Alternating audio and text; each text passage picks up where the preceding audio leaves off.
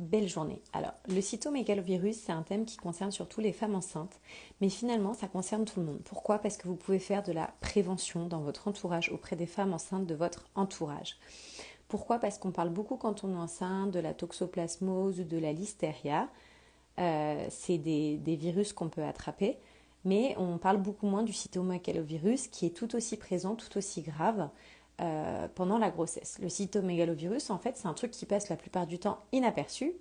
Hola, ¿qué tal?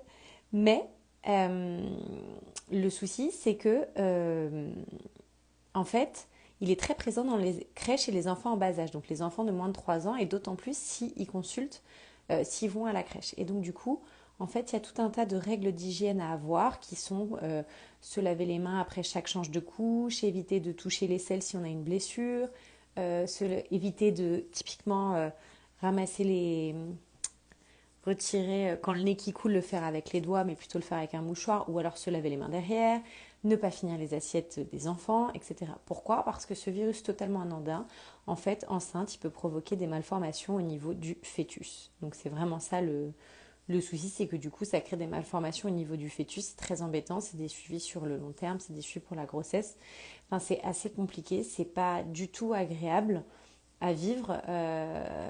Donc, c'est vraiment un truc où il faut prévenir. Moi, je sais que quand j'étais enceinte, les 2 grossesses, à chaque fois, je ne m'approchais pas des bébés quand c'était pas vraiment des personnes dont j'étais hyper proche.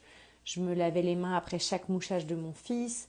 Je prenais 2 mouchoirs si c'était nécessaire. Par exemple, quand je travaillais, ben, après tous mes patients, s'il y en a un qui éternuait, je nettoyais la table. Voilà, je prenais toutes les dispositions nécessaires pour me protéger vis-à-vis de ça. Et puis j'ai eu la chance de ne pas l'attraper. Mais comme le partageait ma vie de maman voyageuse, bah, elle par contre elle l'a attrapé. Ça a été dur, finalement tout va bien. Apparemment son fils l'a pas attrapé. Puisque donc on peut le passer ou pas au fœtus selon le stade de la grossesse, etc. Mais voilà, mais il y a plein de gens qui ne connaissent pas, donc c'est super important de sensibiliser autour de vous parce que c'est des gestes quand même faciles à faire, se laver les mains, éviter de toucher les selles si on a une coupure ou alors mettre des gants. Oui, c'est notre enfant, mais dans ce genre de situation, quand vous êtes enceinte, vraiment, je vous invite à mettre des gants. Donc si vous ne connaissiez pas ou si vous avez des femmes enceintes dans votre entourage, partagez, s'il vous plaît. C'est un thème tellement important, tellement tabou, passé sous silence, dont on ne parle pas assez. Donc voilà, allez-y, foncez, parlez-en, partagez. Et dites-moi en commentaire si vous connaissiez ou pas. Sur ce, je vous embrasse et je vous fais des bisous. À bientôt!